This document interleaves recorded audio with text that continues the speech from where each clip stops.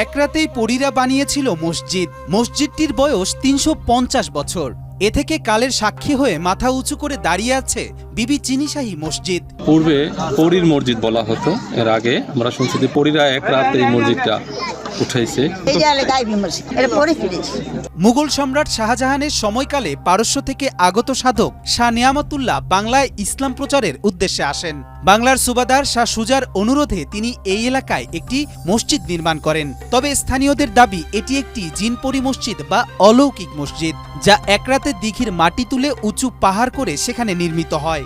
লোকমুখে শোনা যায় মসজিদের পাশে দিঘিতে উঁচু করে পবিত্র অবস্থায় কিছু চাইলে উঠে আসতো বিভিন্ন জিনিসপত্র।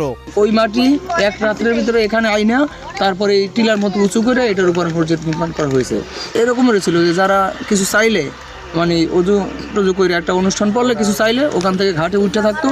যখন এইটার কেউ একটা সুইচ লেগেছে যে একটা জিনিস রাইখে দিয়েছে বা কিছু, তখন ওই জিনিস আর নামে না নামার কারণে এটা দেওয়ার পরে আবার নামে গেছে, এই যে গেল আর ওঠে নাই। এই মসজিদটিকে ঘিরে রয়েছে নানা অলৌকিক কাহিনী। কথিত আছে শাহ নিয়ামতুল্লাহর তাসবিহ হওয়ার ফলে বিষখালী নদীর পানি সুপেয় হয়ে যায় এবং সেই পানি আজও বিশুদ্ধ রয়েছে। এছাড়া তার আগমনের পর থেকে এলাকাটিতে কুমিরের আনাগোনা বন্ধ হয়ে যায়। স্থানীয়দের কাছে মসজিদটি অনেক পুরাতন হলেও সেখানে ছিল না যাতায়াতের কোনো ব্যবস্থা, এমনকি ছিল না নামাজ পড়ার সুব্যবস্থা।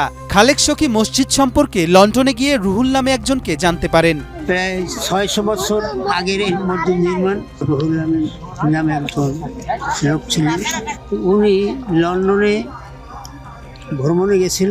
ওখানে যাইয়া আপনার পুরাণ কীর্তি ভিতরে এই মসজিদটা উনি ইতিহাস হবে এবং ইতিহাস দেখতে পায়। উনি আশ্চর্য হয়ে গেল যে আমার গ্রামে এই মসজিদ, অথচ আমি জানি না।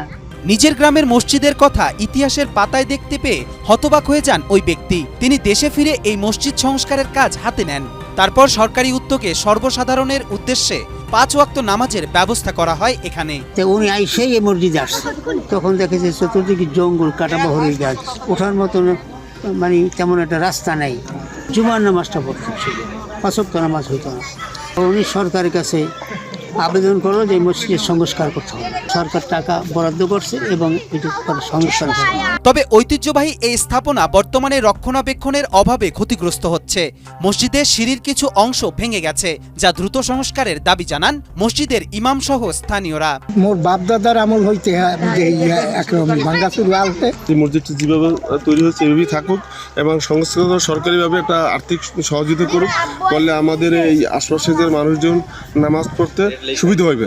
বিবি চিনিশাহী মসজিদ শুধু ধর্মীয় স্থান নয়, এটি ইতিহাসের এক অমূল্য সম্পদ। সঠিক সংরক্ষণ ও পর্যটন সুবিধা নিশ্চিত করা গেলে এটি হতে পারে বরগুনার অন্যতম দর্শনীয় স্থান।